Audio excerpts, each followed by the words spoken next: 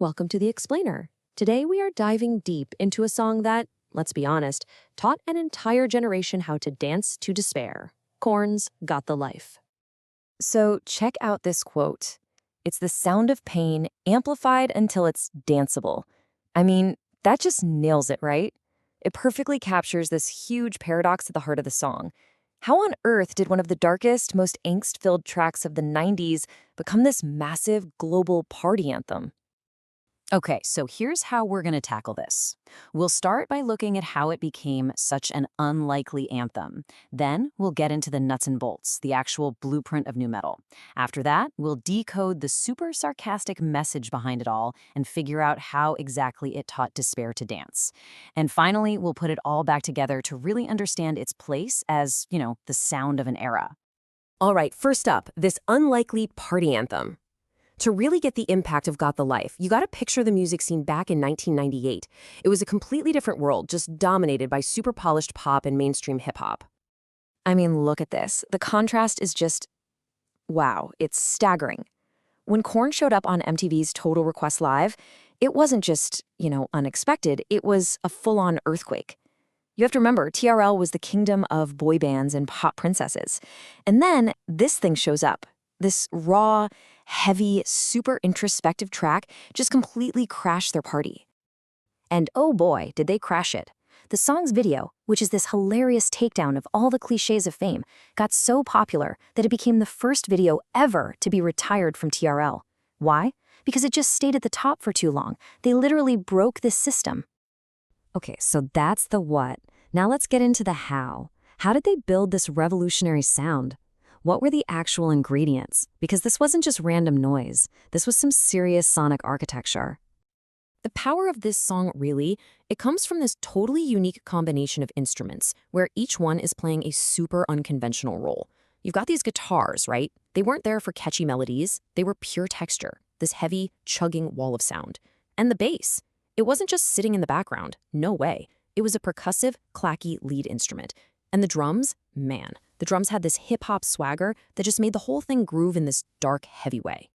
And this chart really shows you just how precise they were about it. This was pure, raw emotion, but it was packaged with, surgical production. I mean, just look at the settings for Fieldy's bass, that high-frequency boost, the short sustain. That's what turned it from a normal bass into this percussive weapon. It wasn't really meant to be heard in the traditional sense. It was meant to be felt. So what was the secret sauce that made the whole album sound so massive? Well, it came down to this production philosophy called the mid-scoop. It's a pretty simple idea, really, but the result is just powerful. So what they did was they basically just cut out all the middle frequencies.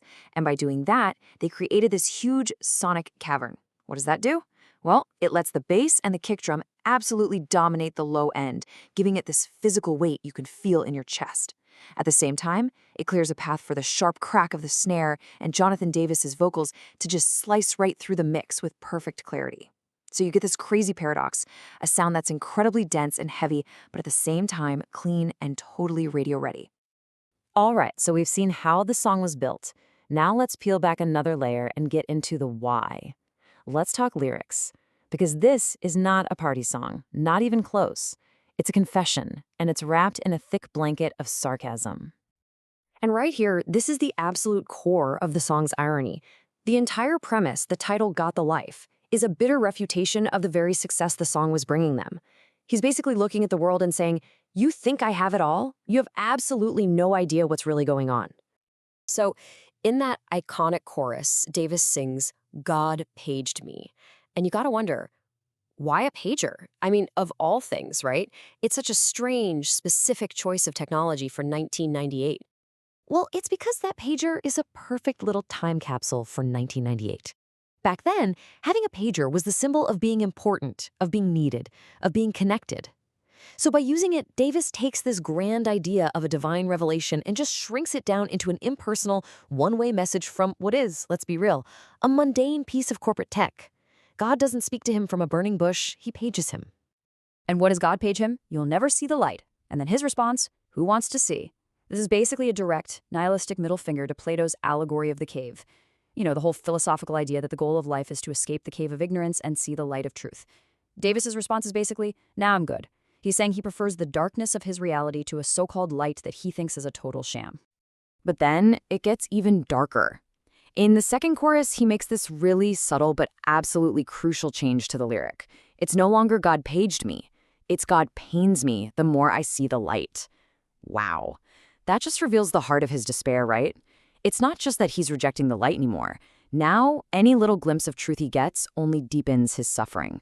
It just reinforces this horrible feeling of being trapped. Okay, so all of this sound, the meaning, it all collides in the song's famous breakdown. This is the moment where the heavy, danceable groove and the desperate, pained lyrics just crash right into each other. It's pure genius. It's at this moment, right in the middle of this heavy groove, that Davis growls the line, "Get your boogie on." Now, this isn't an invitation to a party. It's a command. It's the voice of the mainstream, the industry, the superficial fans, all of them basically telling him to shut up, stop complaining, and just entertain them. It's a complete, brutal dismissal of his pain. And his response? "You will never see, so come dance with me." This is his tragic surrender. He's looking right out at the audience, at all of us, and saying, "You're never going to get it. You'll never understand my pain, so forget it. Let's just join the empty party."